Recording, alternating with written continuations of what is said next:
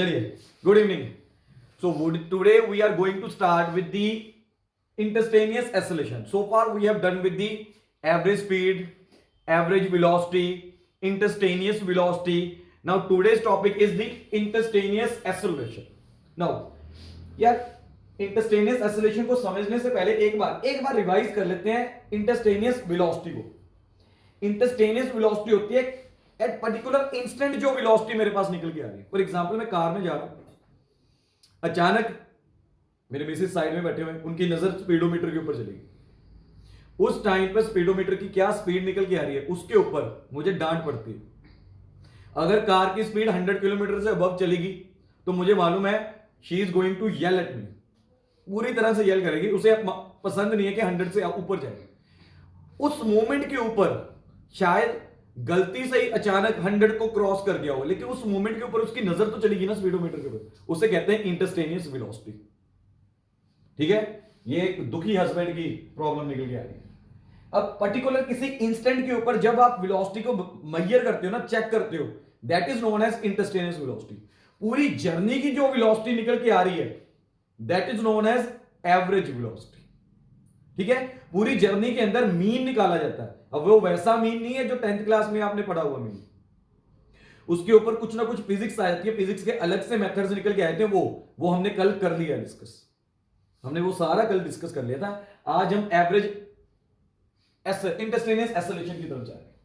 ठीक है, अच्छा अब एक चीज इसमें बड़ी इंपॉर्टेंट निकल के आ रही है इंस्टेंटेनियस वर्ड के अंदर. इंस्टेंटेनियस वेलोसिटी लिखता हूं मैं यहां पे. इंस्टेंटेनियस वेलोसिटी होती क्या है? आपने कभी भी ऐसा कोई न्यूमेरिकल नहीं पढ़ा जहां पर वर्ड इंस्टेंटेनियस वेलोसिटी यूज किया जाए. ऐसा कभी कोई न्यूमेरिकल नहीं आपने फिजिक्स में पढ़ा होगा. 9th में भी देखें, 10th में भी देखें, और 10th में तो आता ही नहीं है ज्यादा, +1 में भी अभी देखो, जितना भी देखें. रिवीजन सेशन है, रिवीजन सेशन के अंदर तो जल्दी निकल के आएगा. ठीक है, तो मतलब इनडायरेक्टली इंस्टेंटेनियस वेलोसिटी होती क्या है? Simple velocity. जो सिंपल वेलोसिटी आपको न्यूमेरिकल्स के अंदर दी जाती है वो इंस्टेंटेनियस वेलोसिटी ही होती है. ठीक है, जब आपको बोल दिया जाता है ना कि initial velocity is equal to 20 metre per second, final velocity is 30 metre per second, वो इंस्टेंटेनियस वेलोसिटी ही बोल के चल रहा है. वो उसमें कुछ नया नहीं. ठीक है, अब इंस्टेंटेनियस वेलोसिटी हमें मिलती कैसे है? डेरिवेटिव की हेल्प के साथ मिलती है. ठीक है, v डेरिवेटिव किसका कर रहे हो? पोजीशन वेक्टर का डेरिवेटिव कर रहे हो, जो उसने डिस्प्लेसमेंट करके दिखाई है मुझे. ठीक है, उसका मतलब D R vector divided by dt. ठीक है, वेक्टर में है तो वेक्टर लगा दिया, v वेक्टर लगा दिया. इसे कहते हैं इंस्टेंटेनियस वेलोसिटी. इतना हमें समझ में आया हुआ, इतना हमें सारा समझ में आया हुआ. ठीक है, इसी को रिलेट करते हुए मेरे पास यहां पर इंस्टेंटेनियस एक्सेलरेशन आएगा. कैसे आएगा? गोल्डन रूल याद? कल मैंने एक गोल्डन रूल बताया था आपको. ठीक है, गोल्डन रूल के अंदर मैंने क्या बात की थी? गोल्डन रूल के अंदर मैंने बात की थी x है, x से आपको v की तरफ जाना है, v से आपको a की तरफ जाना है, तो आप क्या यूज करते हो? डेरिवेटिव. तो क्या यूज करते हो आप? Derivative, differentiation. ठीक है, मैं उसे d के साथ रिप्रेजेंट कर देता हूं. तो ऑब्वियस है मेरे पास यहां पर v निकल के आया हुआ है, मेरे पास यहां पर v निकल के आया हुआ है.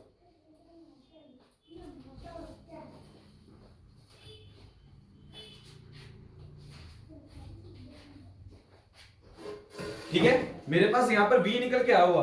तो यार मुझे क्या करना है? मुझे इंस्टेंटेनियस एक्सेलरेशन चाहिए. इंस्टेंटेनियस एक्सेलरेशन के लिए क्या करूंगा? v का क्या कर दूंगा? डेरिवेटिव. तो मतलब a वेक्टर मेरा किसके इक्वल निकल के आएगा?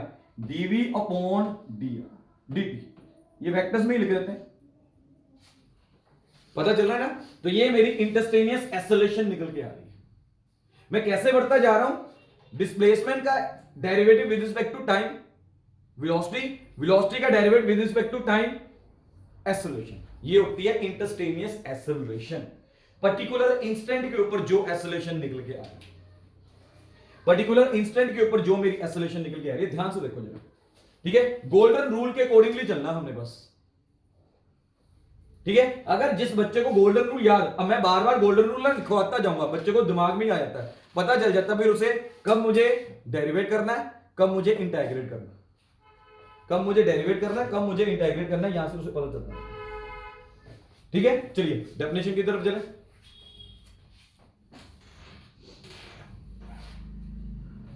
ठीक है, तो मैं इसे कैसे रिलेट कर सकता हूं, मैं इसे बोल के चल सकता हूं एक्सेलेरेशन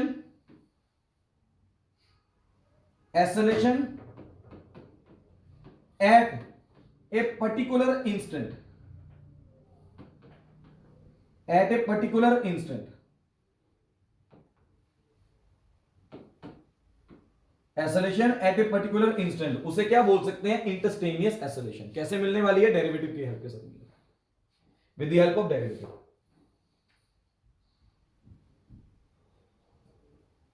ठीक है यार, इंस्टेंटेनियस एक्सेलेरेशन तो पता चल गई। तो जैसे इंस्टेंटेनियस वेलोसिटी सी थी वैसे ही इंस्टेंटेनियस एक्सेलेरेशन है, और अगर जैसे एवरेज वेलोसिटी है तो क्या एवरेज एक्सेलेरेशन होती है, एवरेज एक्सेलेरेशन निकल के आ सकता है? सोच के देखो जरा, जिस वे के साथ बात करते हैं आप यहां से, ठीक है, एवरेज वेलोसिटी, एवरेज वेलोसिटी मेरे पास फॉर्मूला है, प्रॉपर फॉर्मूला, ठीक है। हमने क्या बोला था, r final minus r initial, vectors में ले लेते हैं, divided by t final minus t initial. कुल मिला के ये सारा सॉल्व करके मेरे पास आता है delta R vector, displacement vector बोल देते हैं, ये डेल्टा टी। तो मैं इसे बोल देता हूं एवरेज वेलोसिटी, ठीक है। क्या एवरेज एक्सेलरेशन होगी, क्या एवरेज एक्सेलरेशन निकल के आएगी? यस। अगर इंस्टेंटेनियस वेलोसिटी से इंस्टेंटेनियस एक्सेलरेशन मिल रही है तो एवरेज वेलोसिटी से हमें एवरेज एक्सेलरेशन भी मिल जाएगी। तो कंसेप्ट विल रिमेन सेम।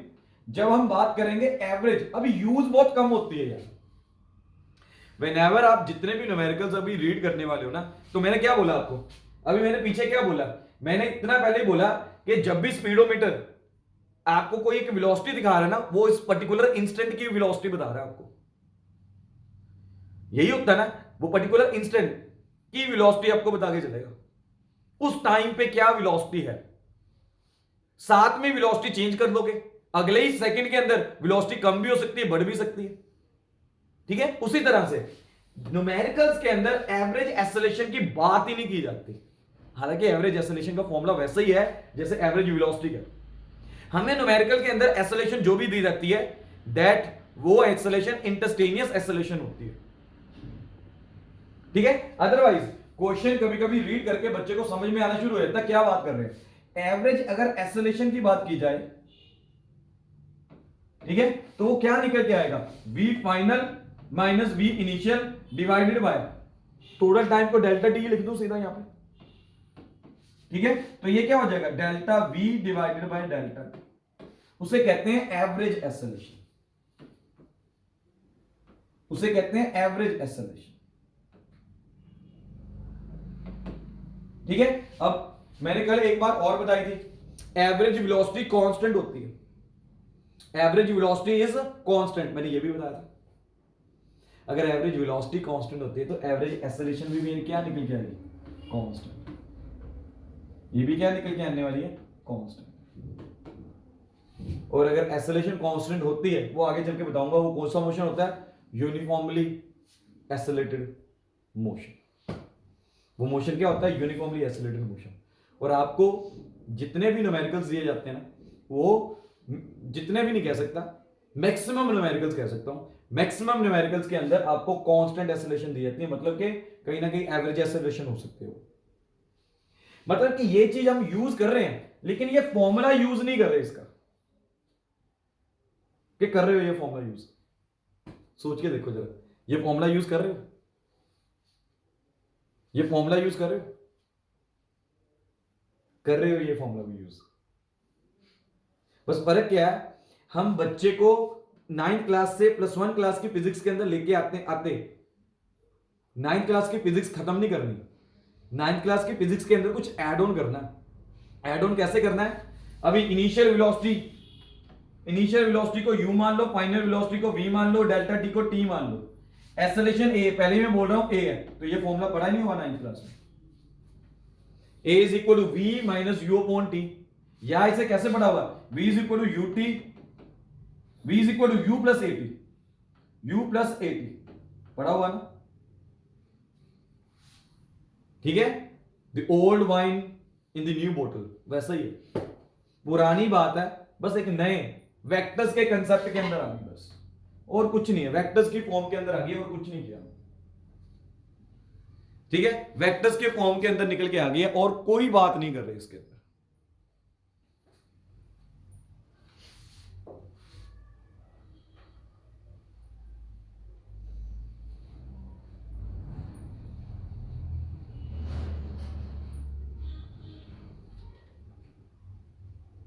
ठीक है, तो यहीं से मेरा कंसेप्ट निकल के आया।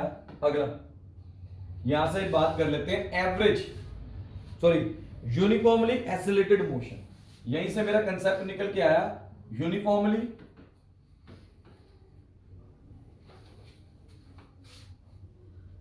Accelerated motion. ये मेरा नया टॉपिक निकल गया, यूनिफॉर्मली एसिलरेटेड मोशन। ठीक है, अभी यार यूनिफॉर्म का मीनिंग क्या है? यूनिफॉर्म का मीनिंग समझो, स्कूल की ड्रेस नहीं बोल रहा, यूनिफॉर्म का मतलब होता है दैट रिमेन सेम। यूनिफॉर्म का मतलब क्या निकल के आता है? That remain same. तो ये नाम से पता चल रहा है कि यार एसोलेशन इसके अंदर क्या निकल के आएगी? कांस्टेंट। एसोलेशन मेरी क्या निकल के आने वाले हैं इसके अंदर? कांस्टेंट निकल के आने वाले। नाम से ही पता चल रहा है, यूनिफॉर्मली एसोलेटेड मोशन। अभी +1 क्लास है, ठीक है, डेफिनेशंस के मीनिंग समझो बस, कि एसोलेशन कांस्टेंट। मोreover हमारा रिवीजन सेशन चल रहा है, थोड़ा सा तेज होगा, मैं इसके पर्टिकुलर डेफिनेशंस अगर बोलना चाहूं बोल दूंगा, लिखूंगा नहीं। ठीक है, क्या बोलोगे? Uniformly acceleration motion, the motion in which the acceleration remain constant, ठीक है, in same intervals of time, उसे क्या बोलते हैं? Uniformly accelerated motion. Same intervals of time के अंदर मेरे पास एसोलेशन क्या निकल गया है? सेम निकल गया है, उसे क्या बोलते हैं? Uniformly accelerated motion.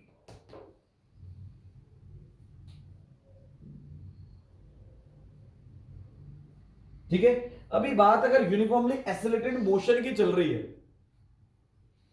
ठीक है, अगर बात यूनिफॉर्मली एसोलेटेड मोशन की चल रही है, ठीक है, तो एसोलेशन क्या है? वेक्टर क्वांटिटी है।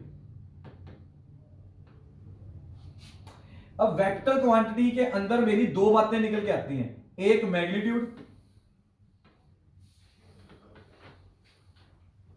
दूसरा डायरेक्शन।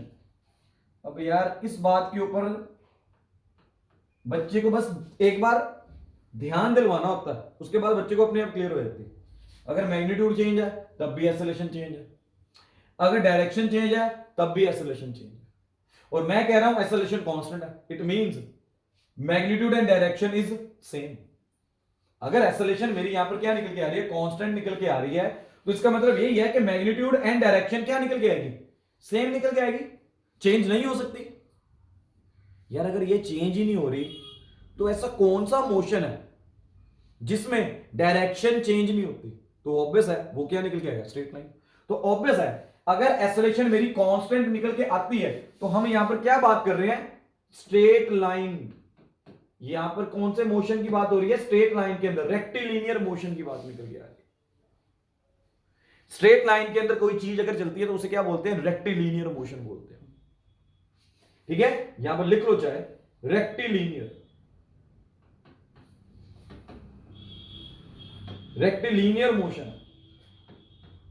छोटी छोटी बारीक बारीक बातें, बस ये बारीक बारीक बातें जो माइन्यूट बातें निकल के आ रही है ना, यही न्यूमेरिकल्स को मुश्किल बना देती हैं जब हम ये बारीक बातों की तरफ ध्यान नहीं देते। अदरवाइज कुछ जिससे याद रहती हैं बारीक बातें उसके लिए न्यूमेरिकल्स इजी है और कुछ नहीं। ठीक है यार, अगर ये चीज है ना तो मेरे पास ना यहां पर अगर ये चीज निकल के आ रही है तो some important results are there. मैं उन्हें नाम क्या दे रहा हूं? Important results are there.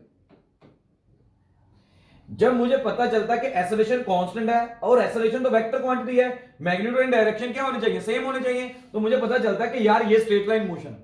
Straight line motion है तो मेरे पास यहां पर कुछ सम इंपॉर्टेंट रिजल्ट्स निकल के आते हैं।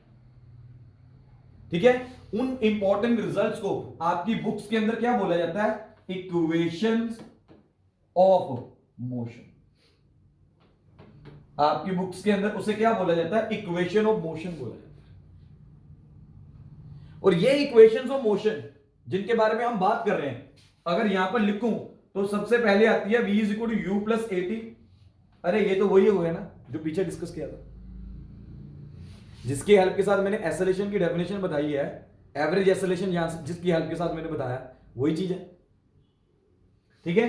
Second, 2as is equal to v square minus u square. Third, s is equal to ut plus half a t square. यही इक्वेशंस ऑफ मोशन निकल के आती है मेरे पास। ठीक है, इन्हीं को इक्वेशंस ऑफ मोशन बोल के चलते हैं। ठीक है, इन्हीं को सम इंपॉर्टेंट रिजल्ट्स। अब ये किसके रिजल्ट्स हैं इंपॉर्टेंट? ये यूनिफॉर्मली एसिलेटेड मोशन के इंपॉर्टेंट रिजल्ट्स हैं, और ये results are valid only for uniformly accelerated motion, जहां पर एसिलेशन मेरी कांस्टेंट निकल के आ रही है। जहां पर एसिलेशन मेरी वेरिएबल निकल के आ गई, मैं ये रिजल्ट्स यूज नहीं कर सकता। नोट कर लो, these are applicable, these results are applicable only when acceleration is constant. Where the acceleration is same, different variable निकल के आ रही है, वहां पर मैं ये रिजल्ट्स यूज नहीं कर सकता। नोट कर लो पहले इसे, इन्हें ड्राइव करते हैं फिर। ठीक है, फटाफट इसे कैलकुलस मेथड के साथ ड्राइव कर लेते हैं, एग्जाम में आ सकता है कैलकुलस मेथड। ठीक है,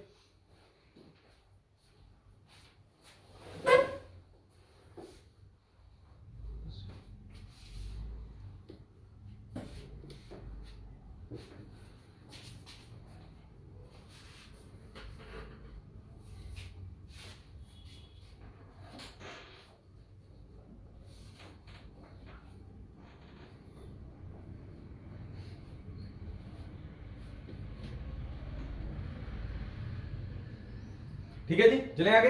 अब इन्हीं तीन रिजल्ट्स को मैं ड्राइव कर रहा हूं आगे, थोड़ा फास्ट होगा। ठीक है, मैनेज करना। कैलकुलस मेथड इसे बोलते हैं, कैलकुलस मेथड। ठीक है, क्या बोल देते हैं इसे? कैलकुलस मेथड बोल देते हैं। ठीक है, मैं इसे क्या बोलता हूं, आपकी बुक्स के अंदर क्या लिखा हुआ है? Calculus method. अब यार कैलकुलस मैंने पहले बोला था, न्यूटन ने दिया हमें ये कैलकुलस। ये कैलकुलस मेथड हमें किसने दिया? न्यूटन जी ने। हर जगह पे न्यूटन जी ने कुछ ना कुछ काम किया हो, काफी काम किया हो उसने। ठीक है, अब कैलकुलस मेथड के अंदर मेरे पास, अब कैलकुलस के अंदर अगर आपको याद हो तो कैलकुलस के अंदर हमने क्या पढ़ा था? कैलकुलस के अंदर ही हमने डिफरेंशिएशन पढ़ी थी। कैलकुलस के अंदर ही डिफरेंशिएशन पढ़ी थी, एंड इसी के अंदर हमने इंटीग्रेशन पढ़ी थी। कैलकुलस के अंदर ही डिफरेंशिएशन पढ़ी थी, इसी के अंदर हमने इंटीग्रेशन पढ़ी थी। तो अगर कैलकुलस मेथड आ गया ना इन इक्वेशंस को ड्राइव करने का, ये जो मैंने तीन इक्वेशंस लिखी है यहां पे, इन इक्वेशंस को अगर आप कैलकुलस मेथड के साथ करते हो तो मतलब या तो डिफरेंशिएशन यूज होगी या तो इंटीग्रेशन यूज होगी। ठीक है यार, डिफरेंशिएशन के जो फॉर्मुलेस हैं वो तो मैंने पहले ही डिस्कस कर लिया आपके साथ। कैसे डिस्कस किए हैं ये देखो, v क्या होता है? dx upon dt। ये डेरिवेटिव का फॉर्मूला, अगर इंटीग्रेट कर, इसका इंटीग्रेशन कर सकता हूं, डेरिवेटिव चल रही है, डेरिवेटिव का फॉर्मूला पता ही है मुझे, इंटीग्रेशन का इसका फॉर्मूला नहीं मालूम। अच्छा, एसेलेशन, एसेलेशन का फॉर्मूला देखो, वो होती है dv upon dt, dv upon dt। अच्छा, इसका एक और फॉर्मूला देखते हैं, अभी ध्यान से यूज होगा मेरा यहां पे। ठीक है, और डाल के लिखना है तो चाहे लिख लेना। ठीक है, बट इसी को यहां पर और डाल के लिखना, अलग कलर से लिखते हैं। ठीक है, अभी ध्यान से देखिएगा। ठीक है, ये a is equal to dv upon dt लिख रहे हैं। मैंने इसे क्या किया? dv के साथ ही, तो सॉरी dv के साथ नहीं, dx के साथ। ठीक है, सॉरी, dx के साथ ही डिवाइड भी कर दिया, मल्टीप्लाई भी कर दिया। dx के साथ ही मल्टीप्लाई भी कर दिया, dx के साथ ही डिवाइड कर दिया। अभी इंटरचेंज करते हैं, कैसे निकल के आएगा? dv upon dx into dv upon dx upon dt। कुछ नहीं किया, dx को इधर लाया, dv को उधर लेके, इतना ही किया हमने। तो यहां से मेरे पास एक नई फॉर्म निकल के आ रही है, a किसके इक्वल निकल के आएगा? v dx अपॉन dt, आपके सामने ही मैंने लिखा हुआ dx अपॉन dt क्या है v, तो ये बन गया मेरा v, ये क्या निकल के आएगा dv अपॉन dx।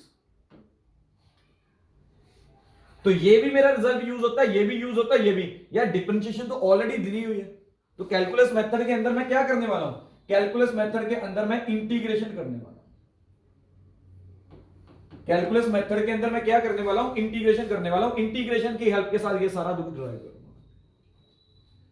समझ में आ रहा है? मतलब मैं ना कंफ्यूज नहीं करना चाहता आपको यहां पर कि यार कैलकुलस मेथड के अंदर तो डिफरेंशिएशन है, इंटीग्रेशन है। बच्चे को क्या से पता चलेगा कि इंटीग्रेशन यूज करनी की डेरिवेटिव यूज करनी, तो डेरिवेटिव ऑलरेडी हमने ये फॉर्मुलेस कर ली है। तो कैलकुलस मेथड के लिए हम क्या यूज करने वाले, इंटीग्रेशन यूज करके चलने वाले। ठीक है, सीधा रीजन दिया है। अभी कैलकुलस मेथड के अंदर जब इंटीग्रेशन यूज करोगे तो याद करो जरा, मैंने गोल्डन रूल क्या बताया था, मैंने गोल्डन रूल क्या बताया था, ठीक है, इधर जाते हुए डेरिवेटिव, इधर आते हुए इंटीग्रेशन, तो क्या ये एसोलेशन, एसोलेशन से v से x, तो मुझे क्या करना है, यहां पर भी इंटीग्रेशन, यहां पर भी इंटीग्रेशन। तो इंटीग्रेशन करते हुए मैं a से इस तरफ जाऊंगा, तो मतलब मैं नीचे से ऊपर की तरफ जा रहे हैं। करके दिखाएं, सॉल्व करें, जल्दी से जल्दी सॉल्व करें इसे। पहले इतना अगर लिखना तो लिख लो फटाफट, ठीक है, मैं आगे बढ़ता हूं फिर इसके बाद। ठीक है, मतलब मुझे मालूम है रिवीजन सेशन है, मैं थोड़ा सा तेज हूं, पर मैं इतना भी तेज नहीं चल रहा कि यार बात समझ में ही नहीं आ रही। ठीक है, बात समझ में आएगी।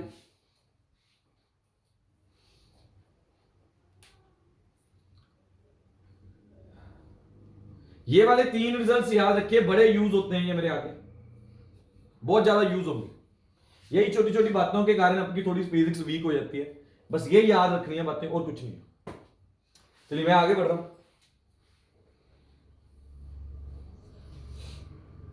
ठीक है, चलिए तो पहले फॉर्मूले के ऊपर आते हैं, प्रूफ के ऊपर आते हैं, हम प्रूफ करने वाले हैं उनके।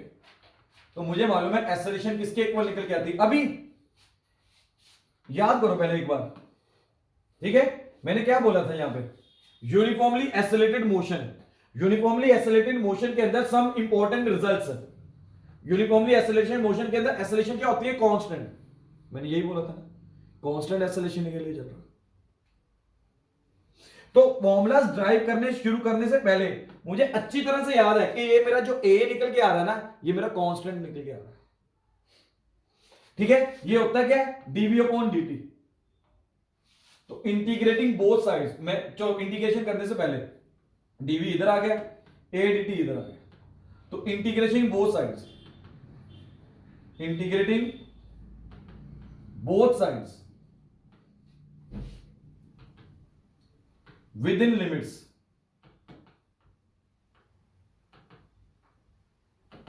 ठीक है, लिमिट्स क्या आएंगी, ध्यान से देखो जरा, इनिशियल वेलोसिटी u मान लो, ये लिमिट हो जाएगी, फाइनल v मान ली, ये dv।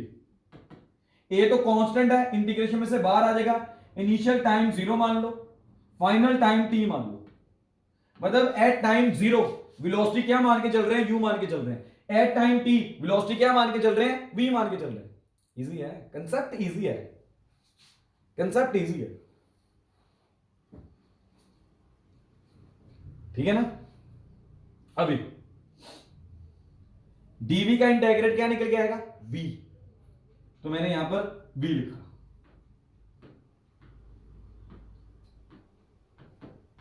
dt का इंटीग्रेट क्या आएगा, t, मैंने यहां पर t लिखा। ठीक है जी, अभी upper limit minus lower limit, तो v minus u is equal to a into t minus 0। तो यहां से v minus u is equal to क्या आया, 80। v इज इक्वल टू क्या निकल के आ गया, u प्लस 80। तो ये मेरा पहला रिजल्ट निकल के आ गया, कैलकुलस मेथड के हेल्प के साथ ये मेरा पहला रिजल्ट निकल के आ गया। बड़ा इजी है, कुछ नहीं खास करने वाला। इंटीग्रेशन का मैंने कल भी बताया था, आज फिर से बता रहा हूं, आपका यही फॉर्मूला फिजिक्स के अंदर ज्यादातर यूज होता है। बाकी फॉर्मूले यूज होते हैं, लेकिन कैलकुलस के अंदर आपका यही ज्यादा फॉर्मूला यूज होगा। ठीक है, तो ये वाला फॉर्मूला याद रखो पहले,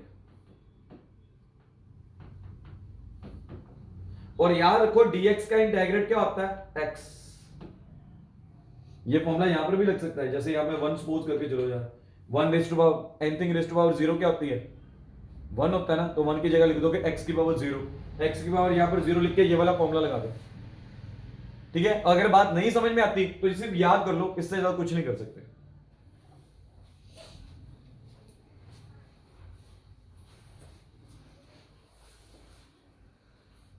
ठीक है, यहां तक हो गया। चलिए आगे बढ़ते हैं, सेकंड फॉर्मूले की तरफ जाते हैं। ठीक है, सेकंड फॉर्मूले की तरफ, तो यहां से मेरा सेकंड प्रूफ शुरू होता है। ठीक है, अब सेकंड प्रूफ के अंदर अभी ध्यान से समझो, जो मेरा सेकंड प्रूफ चल रहा है, अभी मुझे प्रूव करना है s is equal to u t plus half a t square, s is equal to u t plus half a t square prove करना मुझे। ठीक है, ध्यान से देखो जरा, u t plus half a t square,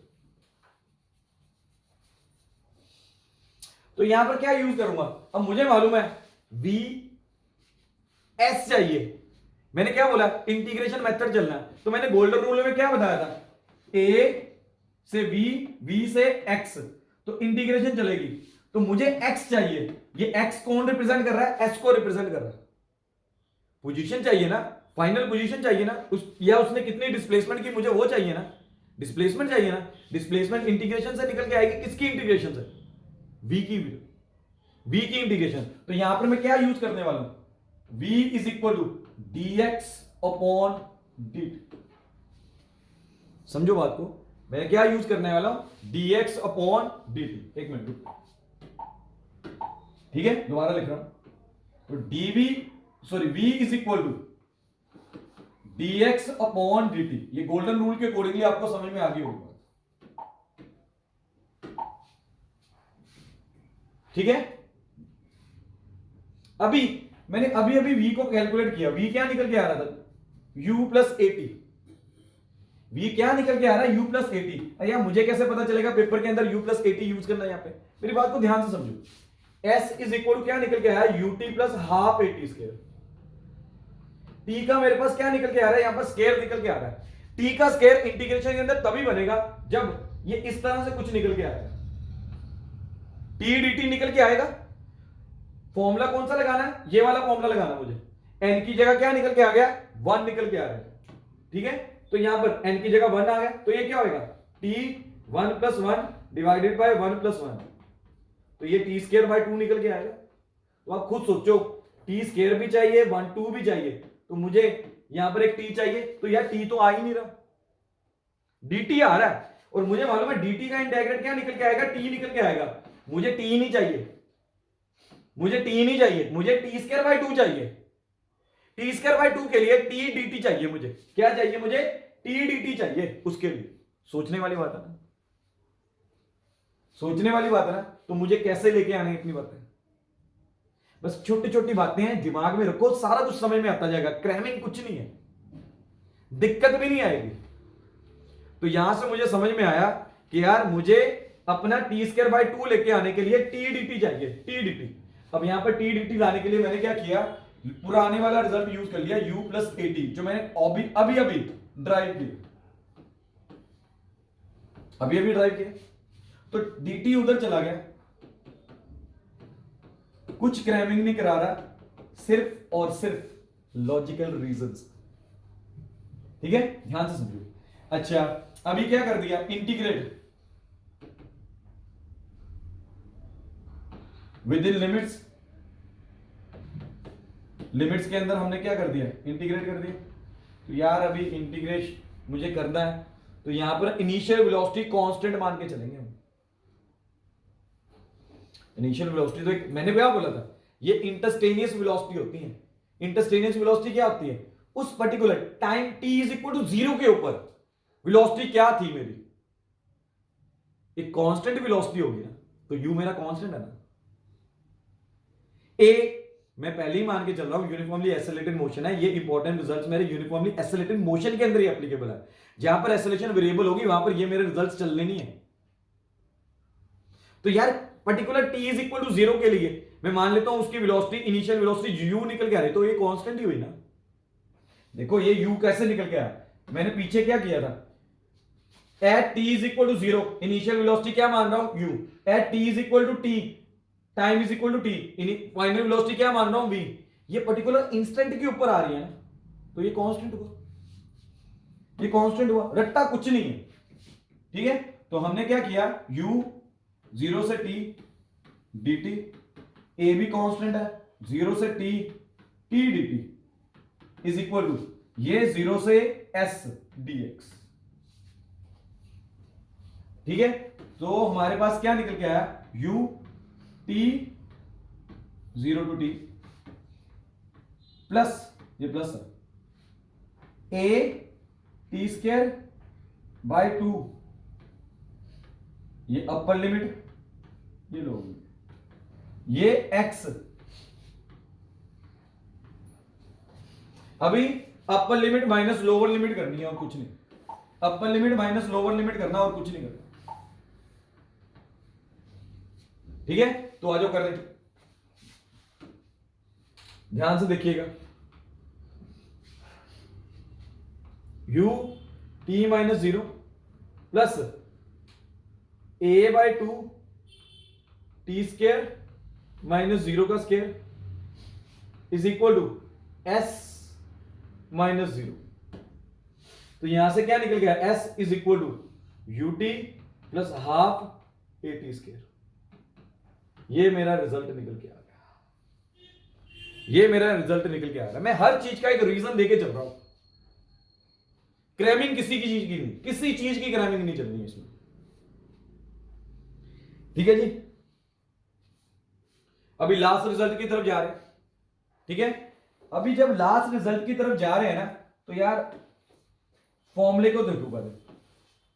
सबसे पहले तो अपने दिमाग में फॉर्मूला लेके आओ। फॉर्मूला क्या है, 2as is equal to v square minus u square. V का स्क्वायर और u का स्क्वायर, यार किसी भी चीज, अभी मैंने स्क्वायर वाली बात समझाई, यहां पर t dt चाहिए तभी मेरा t स्क्वायर आएगा। अब वहां पर वी स्क्वायर और u का स्क्वायर चाहिए मुझे। ठीक है ना, तो मतलब कहीं ना कहीं मुझे v dv चाहिए। अगर मुझे v का स्क्वायर या u का स्क्वायर चाहिए, this is possible only if अगर v dv निकल के आएगा। सोचने वाली बात है, सीधी सी बात है, लॉजिक है। पिछला भी पीछे t dt के लिए t स्क्वायर तभी निकल के आया था, v स्क्वायर भी तभी निकल के आएगा अगर v dv निकल के आएगा। ठीक है, तो छोटी छोटी बातें। अब ये रिजल्ट लाने के लिए मैंने क्या किया, एक्सेलेरेशन का ही फॉर्मूला उठाया, लेकिन दिस टाइम एक्सेलेरेशन का मैंने फॉर्मूला उठाया v dv अपॉन dx। मैंने बताया अभी, यही फॉर्मूला भी बताया। ठीक है, v dv आ गया, a इधर आ गया dx की तरफ, dx आ गया a की तरफ। क्या करना है, कुछ नहीं, a मेरा पहले ही कांस्टेंट है, integrate with in limits, limits के अंदर कर दो। a हमारा constant 0x dx v u, तो कर दो आंसर, आंसर आया ना, ये आ गया मेरा a x 0 से s, ये आ जाएगा v square upon 2, lower limit u है, अपर लिमिट v है, लगा दो आंसर। अपर लिमिट माइनस लोअर लिमिट कर दो, तो ये आ जाएगा s माइनस 0। ठीक है, ये निकल के आएगा v square minus u square divided by 2, ये उधर जाके multiply, 2as is equal to v square minus u square. ये मेरा आंसर, ये मेरे तीनों रिजल्ट्स इस तरह से निकल के आ गए। ये आएगा कह रहा कैलकुलस मेथड, ये हमारा निकल के आ गया कैलकुलस मेथड।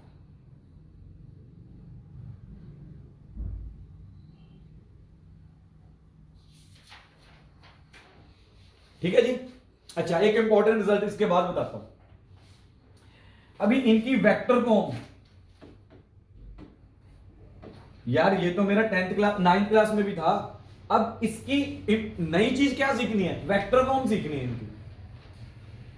9th में हमने ग्राफिकल मेथड किया था, यहां पर हमने कैलकुलस मेथड से इसे प्रूव किया। ठीक है, अभी इनकी वेक्टर फॉर्म लिखनी है। यार वेक्टर फॉर्म कैसे निकल के आएगी, अब खुद सोचो वेक्टर फॉर्म कैसे निकल के आएगी। ठीक है, पहला उठाया, क्या हो जाएगा, v vector is equal to u vector plus a vector into t vector. ये मेरा वेक्टर फॉर्म में पहला रिजल्ट निकलेगा। अच्छा, दूसरा रिजल्ट क्या था मेरा, ठीक है, दूसरे रिजल्ट के ऊपर अगर बात की जाए, वो निकल के आ रहा है s is equal to u t plus half a t square. तो क्या निकल के आएगा, डिस्प्लेसमेंट है ना, s vector u vector t plus half a vector into t t square. बस वेक्टर्स के साइन आते जाएंगे, अगर वेक्टर्स आ रहा है तो साइन कन्वेंशंस भी वेक्टर्स के लगेंगे। ठीक है, तो एक डायरेक्शन अगर पॉजिटिव मानी, दूसरी डायरेक्शन नेगेटिव मानूंगा, कुछ इसी तरह से करूंगा। ठीक है, इसी तरह से थर्ड वाला, अभी थर्ड वाले को ध्यान से समझो, ऊपर ही लिखा हुआ v square minus u square है, तो कैसे लिखोगे, 2 a vector dot s vector, dot product है, आगे चल के मैं वेक्टर्स बताऊंगा तो डॉट प्रोडक्ट बताऊंगा उसमें। ठीक है, वी वेक्टर क्या निकल के आएगा, v vector dot v vector minus u vector dot u vector, इस तरह से। ये वाला रिजल्ट ही थोड़ा सा बच्चे को तंग करता है, समझने में कुछ है नहीं, डॉट प्रोडक्ट है। अगर डॉट प्रोडक्ट पढ़ा हुआ है तो आपको ये बात समझ में आएगी, क्योंकि डॉट प्रोडक्ट के अंदर हमें मालूम है आई कैप डॉट आई कैप क्या होता है, मैग्नीट्यूड ऑफ आई कैप का स्क्वायर, ये रिजल्ट है, वही यूज किया हमने। अगर वी स्क्वायर चाहिए ना तो वेक्टर फॉर्म के अंदर v vector dot v vector निकल के आएगा, तभी आंसर निकल आएगा। अगर एक वेक्टर इस तरह से जा रहा है, उसी के ऊपर दूसरा वेक्टर आ जाए, तो ये डॉट प्रोडक्ट निकल के आएगा। ठीक है, अच्छा, इसी में एक मेरा इंपॉर्टेंट रिजल्ट निकल के आ रहा है एस एनथ। ठीक है, एस एनथ फॉर्मूला, ये भी मेरा इंपॉर्टेंट रिजल्ट है, तभी लगता है ये एस एनथ रूल भी तभी लगता है जब एसोलेशन मेरी क्या निकल के आएगी, कांस्टेंट निकल के आएगी। एसोलेशन वेरिएबल है तो ये रिजल्ट भी नहीं लगेगा। अब इसी के ऊपर न्यूमेरिकल्स ज्यादातर आता है मेरे पास, यहां पर क्वेश्चन बैंक के अंदर जेई मेंस के क्वेश्चंस हैं, उनके अंदर भी एस एनथ फॉर्मूला ही पूछा हुआ उन्होंने। लेकिन पहले एस एनथ फॉर्मूला पूछे, समझे तो सही क्या चीज होती है, उसके बाद रिजल्ट बताऊंगा। लेकिन पहले nth second, S nth formula बोला, एनथ, एस एनथ फॉर्मूले के अंदर वर्ड आएगा एनथ सेकंड, एनथ सेकंड। ये एनथ सेकंड होता गया, पहले इसके ऊपर बात करते हैं। ठीक है, अब एनथ सेकंड के लिए ना मैं पहले ये बोलता हूं second second second second help के साथ समझा रहा हूं, ध्यान से समझिएगा, साथ साथ लिखना है तो लिख लेना। ठीक है, कैसे निकल के आएगा, जब 1 सेकंड से ऑब्जेक्ट, ठीक है, जो भी मोशन कर रहा है सेकंड सेकंड तक, ठीक है, तो उसे बोल दिया जाता है सेकंड। इसी तरह से थर्ड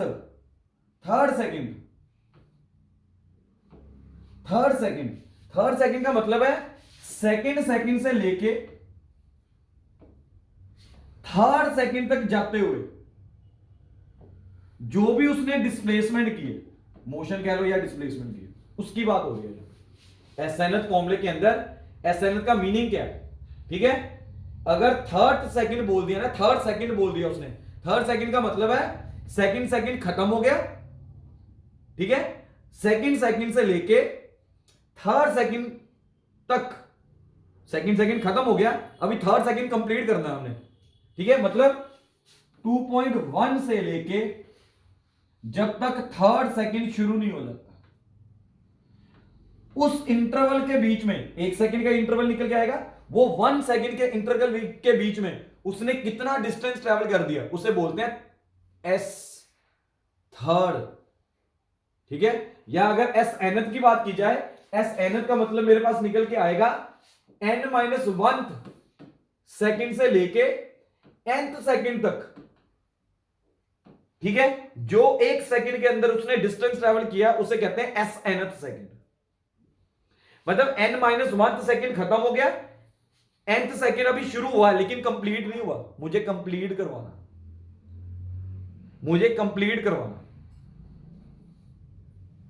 बात समझ? ठीक है, अभी ध्यान से समझो इसे। ठीक है, अगर ये इनिशियल पॉइंट है, ठीक है, इनिशियल पॉइंट के ऊपर अगर इसकी वेलोसिटी u निकल के आ रही है, तो यार ये डिस्टेंस के लिए भी इनिशियल वेलोसिटी u रहेगी, ये वाले डिस्टेंस के लिए भी इनिशियल वेलोसिटी u रहेगी, अकॉर्डिंग टू दिस फॉर्मूला। फर्क किसमें आएगा? सिर्फ टाइम में अंदर फर्क आएगा। एक्सेलरेशन तो पहले से ही कांस्टेंट है, ये फॉर्मूलेस लगते ही कांस्टेंट एक्सेलरेशन के ऊपर है। तो मेरे पास कैसे निकल के आ रहा है? s n माइनस वन, ये निकल के आ रहा है u, t की वैल्यू पुट की मैंने n minus one, plus half a, t की वैल्यू पुट की मैंने n माइनस वन का स्क्वायर। इसे सॉल्व किया, un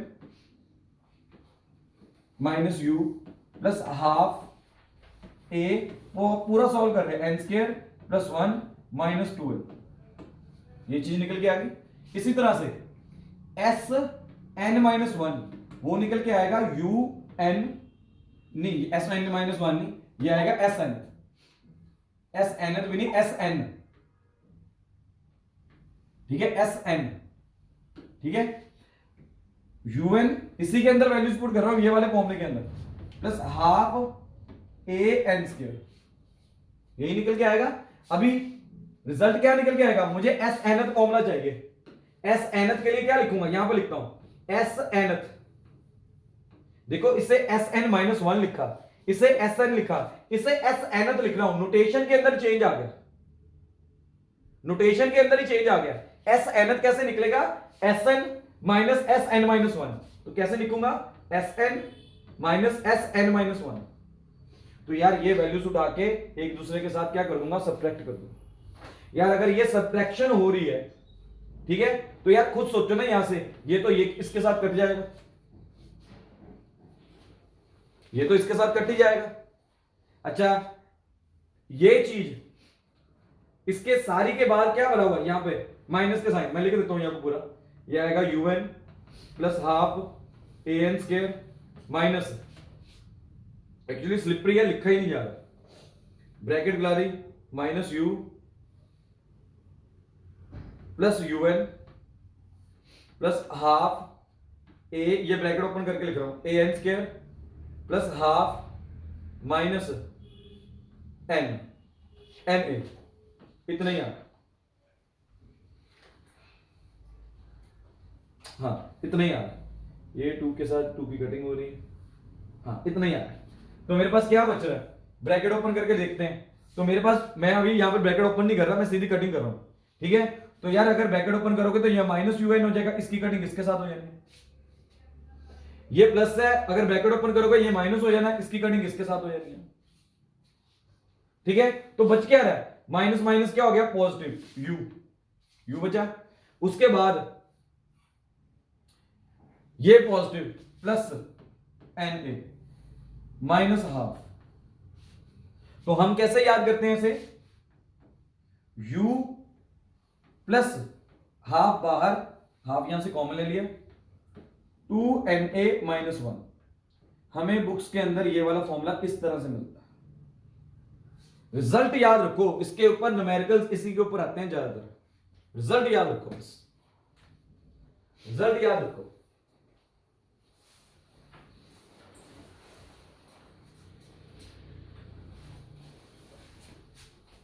ठीक है जी, देखिए आगे करके देखें, समझ में आया? न्यूमेरिकल्स रह गए वैसे इसके, तो सिर्फ कंसेप्ट ही समझाते रहेंगे, कोई बात नहीं, न्यूमेरिकल्स अगले लेक्चर के अंदर करेंगे, इसी के न्यूमेरिकल्स करेंगे, लेकिन मुझे लास्ट में है, अभी लेक्चर खत्म करने वाला हूं, लास्ट में साइन कन्वेंशंस के ऊपर बात करनी है मुझे, ठीक है, इतना नोट कर लो, फिर साइन कन्वेंशन चलें आगे। चलिए, साइन कन्वेंशंस जो एक्चुअली न्यूमेरिकल्स के अंदर मेरे यूज होंगे, ठीक है, साइन कन्वेंशंस।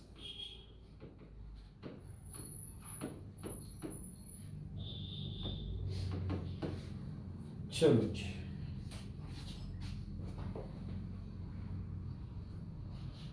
ठीक है।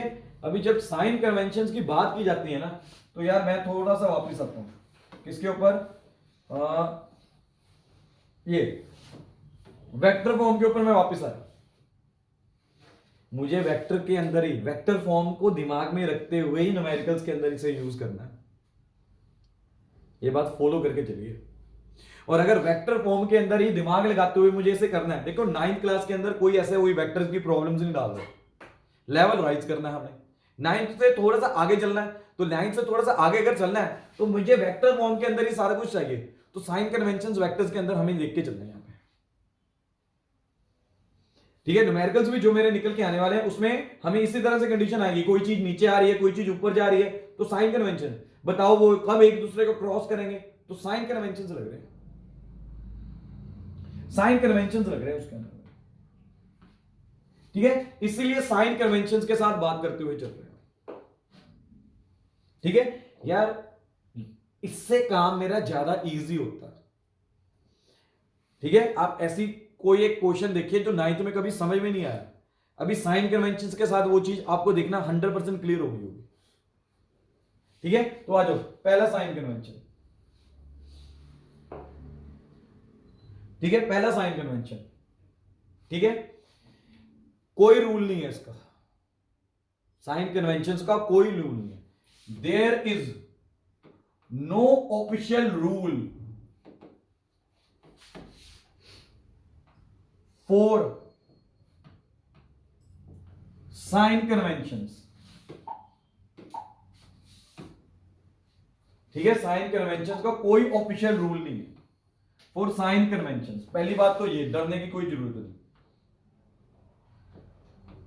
हमें सिर्फ और सिर्फ वेक्टर फॉर्म बना के दे दी, लेकिन साइन कन्वेंशंस नहीं उसने बताया हमें। Sign conventions, there is no official rule for the sign convention, it is used according to our conveniences,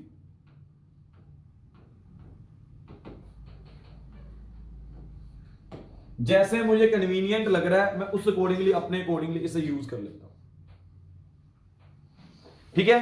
तो वैसे कोई रूल नहीं है, फिर भी मैं आपको रूल बता रहा हूं कोई काम इजी करने के लिए। हम कैसे इसे यूज करते हैं, मेरे दिमाग में क्या बात निकल के आती है, पर ये फिक्स्ड नहीं है, मैं पहले बोला ये फिक्स्ड नहीं है, अपनी कन्वीनियंट के अकॉर्डिंगली है। हर बंदा अपनी कन्वीनियंट के साथ चलता है। मेरी कन्वीनियंस या आपकी कन्वीनियंस कैसे निकल के आती है, जब हम कोऑर्डिनेट ज्योमेट्री कंसीडर करना शुरू कर देते हैं,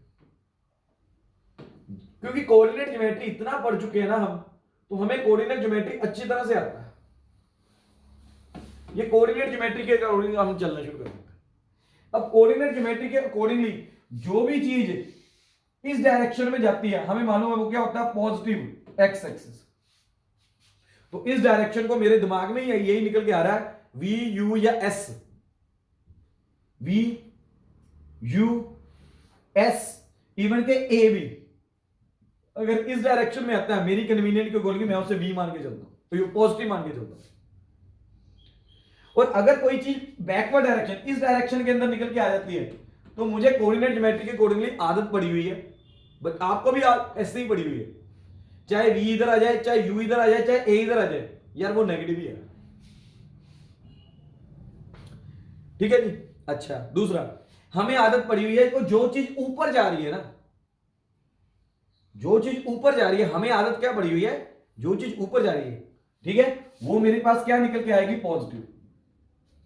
अगर मैंने बॉल को ऊपर की तरफ फेंका तो वी क्या निकल के आएगी, पॉजिटिव, ठीक है। और जो चीज नीचे की तरफ लग रही है दैट इज नेगेटिव। अब ग्रेविटेशनल एक्सेलरेशन हमेशा नीचे लगती है, आप मैक्सिमम बुक्स उठाओगे ना, ग्रेविटेशन एक्सेलरेशन माइनस जी के साथ ही न्यूमेरिकल्स के अंदर यूज की होगी। क्यों यार, वो यही चीज यूज कर रहे हैं, उसे मालूम है वाई एक्सिस नेगेटिव कब होता है, डाउनवर्ड डायरेक्शन में। इवन के जब आप वेक्टर्स फॉर्म के अंदर लिखते हो ना, आई कैप, जे कैप, के कैप की टर्म्स में, हम तब भी यही लेके चल रहे हैं। फिर भी मैं पहली बात बता के चल रहा हूं, there is no official rule for the sign convention. कोई ऐसा ऑफिशियल रूल नहीं है, हमें किसी साइंटिस्ट ने, हमें किसी ने नहीं बोला कि ऐसे करो, ये हम अपनी कन्वीनियंट के अकॉर्डिंगली लेके चलते हैं। और अगर आपकी कन्वीनियंट न्यूमेरिकल को रीड करने के बाद ये निकल के आ रही है कि आप इसे नेगेटिव मानोगे, इसे पॉजिटिव मानोगे, तो बस मेंशन कर दो, गलत कुछ नहीं है, ठीक है। अभी ये भी मेंशन करने की जरूरत नहीं है कि आप ये डायरेक्शन नेगेटिव मान लो, बस ये मान लो कि यार अगर सपोज करो आपकी इनिशियल वेलोसिटी इधर जा रही है, फाइनल वेलोसिटी इधर आ गई, ठीक है। तो आप ये मान के चल सकते हो कि यार इनिशियल वेलोसिटी इधर नेगेटिव आ गई, फाइनल वेलोसिटी इधर पॉजिटिव आ गई, तो u के आगे नेगेटिव डाल दो, v के आगे ऑब्वियस है, अगर ऑपोजिट डायरेक्शन है तो नेगेटिव निकल के आएगा, पॉजिटिव निकल के आएगा। तो मतलब ऑफिशियल रूल कुछ नहीं है, फिर भी हम यही साइन कन्वेंशन कंसीडर करते हुए चलते हैं, ठीक है जी। तो आज हमने यूनिफॉर्मली एक्सेलरेटेड मोशन के ऊपर ज्यादा काम किया, लेकिन यूनिफॉर्मली एक्सेलरेटेड मोशन के को पढ़ने से पहले हमने इंटरस्टेनियस एक्सेलरेशन के बारे में ध्यान दिया। सिर्फ समझाते ही रह गए, आज न्यूमेरिकल्स अगले लेक्चर के अंदर निकल के आएंगे इसी टॉपिक के ऊपर, ठीक है जी। Good evening.